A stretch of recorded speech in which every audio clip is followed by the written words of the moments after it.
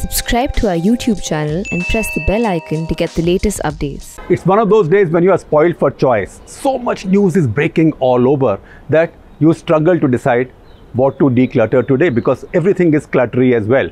So we look at three stories. One I know has been continuing since yesterday, that is Ram Janmabhoomi. We spoke about it yesterday and I presume you've been following our very detailed coverage from Ayodhya and from our political dadas in Delhi on the print.in.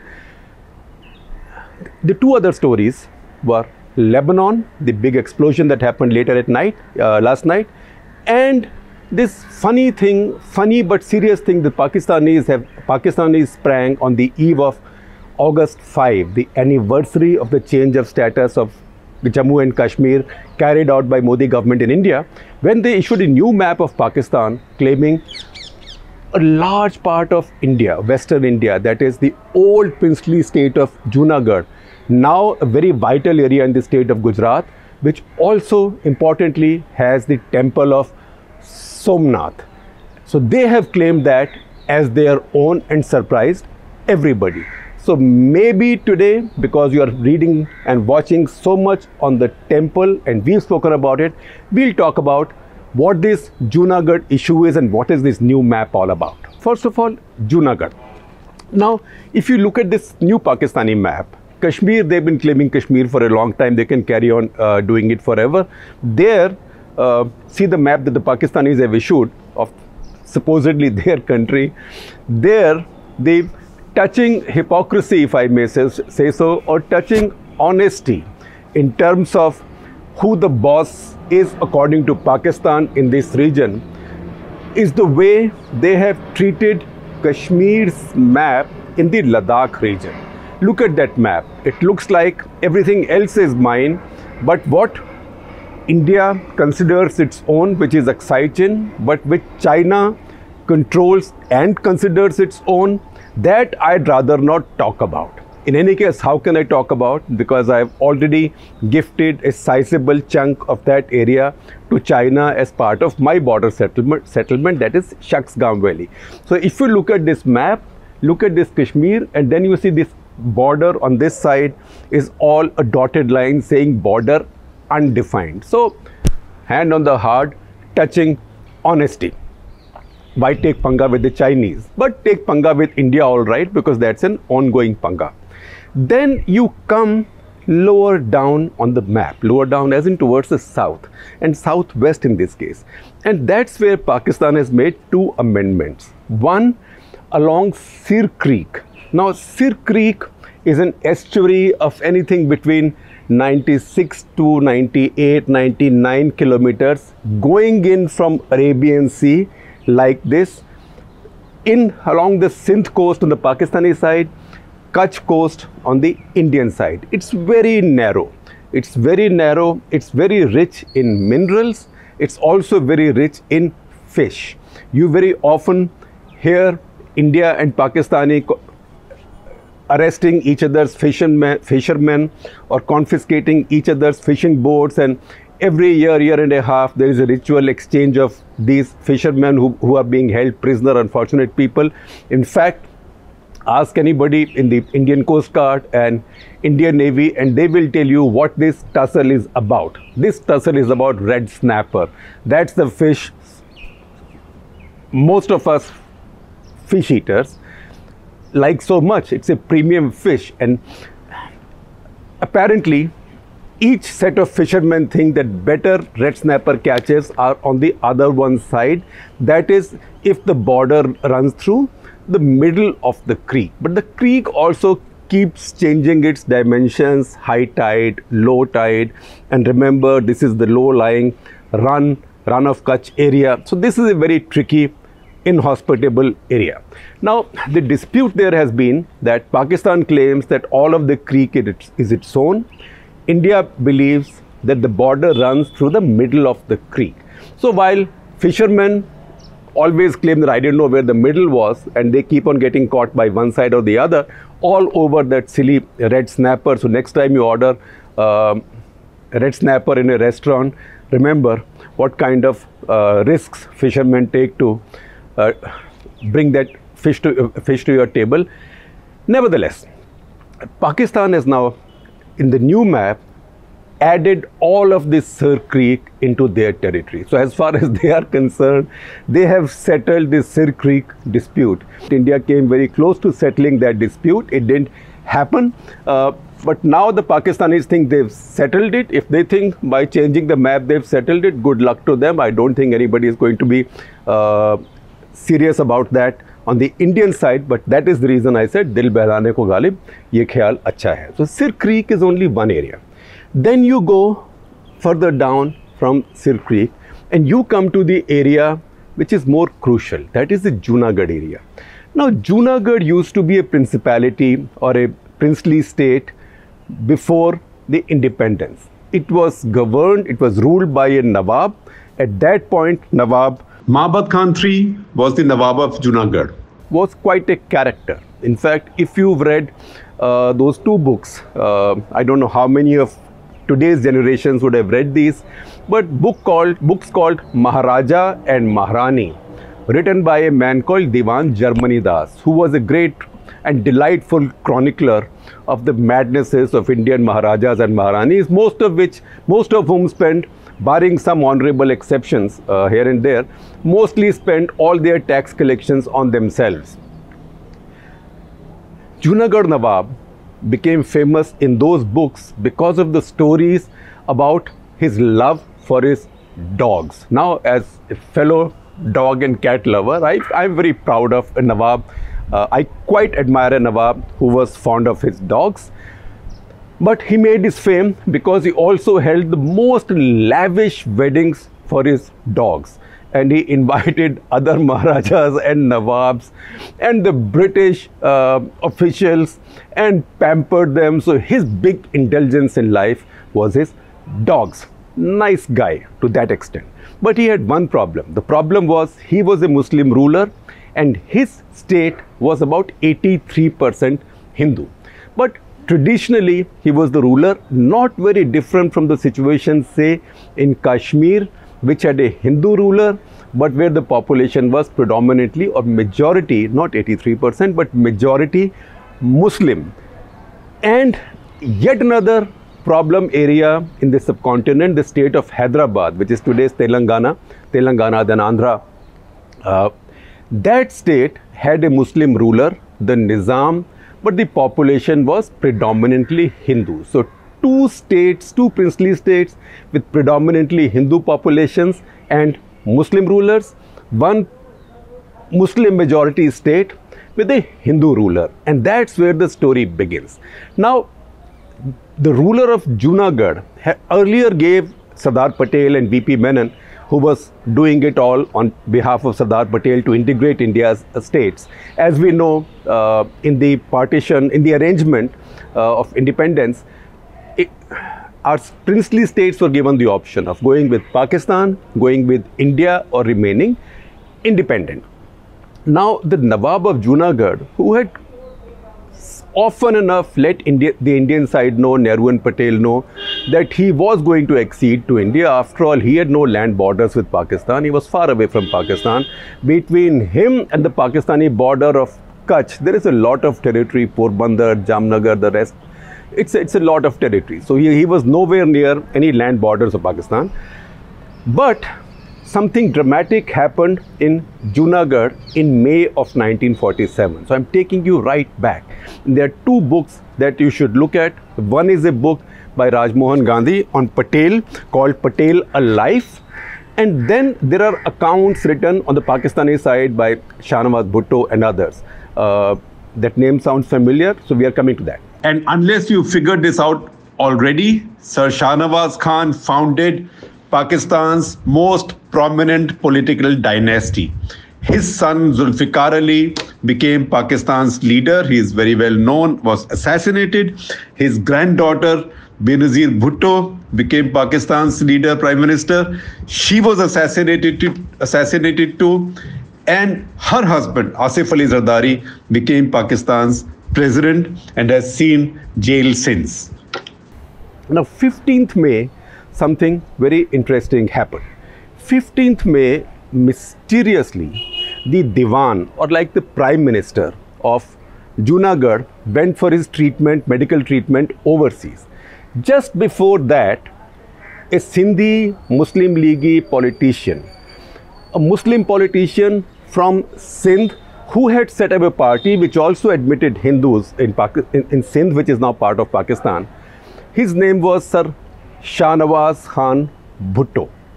He came in, he was loaned or he was hired, either he was loaned to the state of Junagadh or he was hired by the state of Junagadh to become a minister in that state. Now, as the Diwan went overseas for his treatment dramatically in May of 1947, Sir Shahnawaz Bhutto became the Diwan, or like the Prime Minister or Premier of Junagadh. So he began controlling the policy of Junagadh. And then came 15th of August, and suddenly the Nawab of Junagadh surprised everybody by saying that he was going to accede to Pakistan. So he was asked, how can you accede to Pakistan when you have no land border with Pakistan? He said, doesn't matter, I share the seas with Pakistan, which means if I drive across the Arabian Sea, I will reach Pakistan. So I have sea borders with Pakistan, which was nonsense. But he was a ruler, and the independence arrangement gave him the option of acceding to one or the other, of being independent. So he said, I am going to Pakistan. That Nehru refused to accept and Sardar Patel refused to accept. In fact, Sardar Patel said at that point immediately, and these are also accounts from Rajmohan Gandhi's book, and other writings, including V.P. Menon's autobiography at that time, which I am sure many of you, particularly those who are preparing for UPSC, etc., are much more familiar with than me. So they said nothing doing, because if one Muslim ruler of a Hindu majority state without contiguous borders with Pakistan could use this option of acceding to Pakistan, then the same principle could be applied to Hyderabad also, and Nizam of Hyderabad could make the same claim as well. By this time, Nizam of Hyderabad had not made up his mind to accede to anybody else. He was much closer to Pakistan. He had begun to get arms smuggled from Pakistan. He had begun to raise his little army of Razakars and the rest in Hyderabad. He had not acceded to any country though, and Government of India had signed a one-year standstill agreement with him, which means for 1 year they will not send the military to occupy or to liberate Hyderabad, to give him time. Very similar to this standstill agreement signed in Kashmir, which the Pakistanis violated by sending the raiders into Kashmir. Many of you know that story, that history well. So when the Nawab of Junagadh said this, Indian leadership said nothing doing, we will not accept it. And that's when Sardar Patel came up with this interesting theory that we read from Rajmohan Gandhi's book, also from other references, also from quotations from a speech that Sardar Patel later gave in Junagadh. Now, he said that Hyderabad, Kashmir and Junagadh on Pakistan's chessboard, on Jinnah's chessboard, are like the king, the queen and the pawn, which means Raja, Rani or Pyada, ya Badshah, Begum or Pyada. What did he mean? What he meant was that Hyderabad is the most important of these three prizes. And Hyderabad, he had his own ideas on what he was going to do about it. But there was a time when he was not closed to the idea of exchanging or settling Hyderabad for Kashmir. That is something that Rajmohan Gandhi records. That's something that he said in one of his speeches. In his speech, in fact, on 13th of November 1947 in Junagadh as well, because too much was happening at that time. But he said that Junagadh is the pawn that Jinnah wants to take to exchange it for the queen called Kashmir, and he will not let it happen. So that's why one was king, one was queen, one was the pawn. So Junagadh was the pawn. On 13th of September 1947, Jinnah accepted the Nawab of Junagadh's offer of accession, and that shocked Nehru, Patel, all Indian leaders, also Mountbatten, because that was seen as an act of betrayal, because this was not a region that was contiguous to Pakistan. This was far away from Pakistan-India borders. So this was seen as mischief, and that's when the Indian establishment moved in. There was a blockade of sorts, which was always officially denied. I think it was called Operation Peace. Some naval ships were also sent to hang around at the coastline, because remember, the Nawab said that he shared the seas with Pakistan. That happened, and a provisional government of Junagadh was set up in what was then Bombay, Mumbai now. That provisional government was headed by a man called Samal Das Gandhi, who happened to be Mahatma Gandhi's nephew. Now this government then started saying that we are the government of Junagadh, who the hell is the Nawab? And as that happened, it became quite evident that India was now going to send in the forces. This was unacceptable to India, and in any case Sardar Patel will not let Jinnah have this pawn to trade it against Kashmir. The Queen, the Nawab lost his nerve, and the Nawab lost his nerve, and what did he do? What do these feudals do when they lose their nerve? They are smart. They know what's valuable to them. Most of all is their life. So he got into a plane and he fled from Junagadh to Karachi. He also took with him what? He took with him his members of his family, his begums, etc., etc. He took his harem. He took all the cash in his treasury, and I say it with a straight face as a dog lover, he took all his dogs. So he knew exactly what was valuable to him. His own life, his family, all his people's cash, and his dogs. So he disappeared there. Who was left behind in Junagadh? It was Sir Shah Nawaz Khan Bhutto.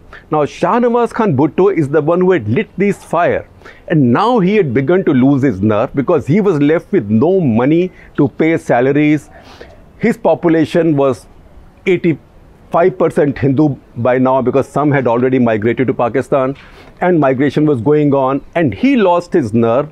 And in fact, he first asked Samal Das Gandhi to come and to start running the administration. But you know how things happened at that time. Samal Das Gandhi said, check with New Delhi. So New Delhi said, look, you go away. This is not, this accession is nonsensical. This is unacceptable to us. So according to Indian accounts, Sir Shah Nawaz Bhutto requested India or government of India to come and take over Junagadh and restore order. So as he gave up his ambitions of making Junagadh a part of Pakistan, so I'll quote for you from a letter, a hurried letter he wrote to Jinnah, in which he said, quote, "It must be settled honorably." It means the Junagadh problem. "It must be settled honorably and to the satisfaction of all. It is impossible for me to countenance any further bloodshed, hardship and persecution of loyal people." Having said that, he surrendered, or he turned over the administration to M.N. Butch, late M.N. Butch, who was then the commissioner at Rajkot. So that's how Junagadh became a part of India. And then as time passed, everybody forgot about it. Pakistan took the issue to the UN. UN resolution, Security Council resolution 39 on Kashmir also has two words called and other issues. Those other issues are supposedly the other issues that Pakistan raised, essentially the issue of Junagadh. So as a reporter in Pakistan, often when I've gone traveling, I was sort of thrown back when I went to see some prominent Pakistanis, politicians, particularly of the Muslim League types, and I saw a map of Pakistan which showed Junagadh and Hyderabad as parts of Pakistan, as kind of enclaves Pakistan owned far away from its own territory. So there is that nostalgia in Pakistan. Otherwise, Junagadh is a forgotten story now. Nobody in Pakistan has made an issue of it. The issue between India and Pakistan has remained confined to Kashmir, and there are some minor issues like Sir Creek, etc., etc. Those are the smaller issues. That Sir Creek is also important because where Sir Creek begins for either country would also have an implication where each one's exclusive economic zone will then spread. Now, what happened after this was quick. India took over, Indian forces also moved in. November 13, 1947, Sardar Patel went to Junagadh, held a big public rally where he made this speech where he talked about this king and queen and pawn. And then this issue was over, but India had also offered to Pakistan that they could hold a plebiscite in Junagadh. Now, Pakistan, you can argue this from the Pakistani side, that if you could hold a plebiscite in Junagadh, which had a Muslim ruler but predominantly Hindu population, why couldn't you do it in Kashmir? So let's leave it at that. But India in February that coming year, that is February of 1948, held a plebiscite in Junagadh where 2,01,500 approximately voters registered, of which 1,90,900 approximately voted to stay on in India. How many voted to stay to go to Pakistan? 91. 91, that's all. And then in the 5 regions adjoining the state, the old princely state of Junagadh, also plebiscite was held. There, out of the 13,450 approximately voters, only 39 voted to go to Pakistan. So as far as India is concerned, this was settled by plebiscite. Now, this is not exactly relevant today, but I know that you will be curious that what happened then to the king, that is Hyderabad. So the situation in Hyderabad festered. Junagadh, Sardar Patel and Nehru had settled by now, and Pakistan may have made noises, but they really had no locus standi, no foothold. Kashmir situation, Pakistan had complicated by sending in the raiders, not allowing the standstill agreement to be honored. So Pakistan sent in the raiders, they sent in the raiders, India sent in the army.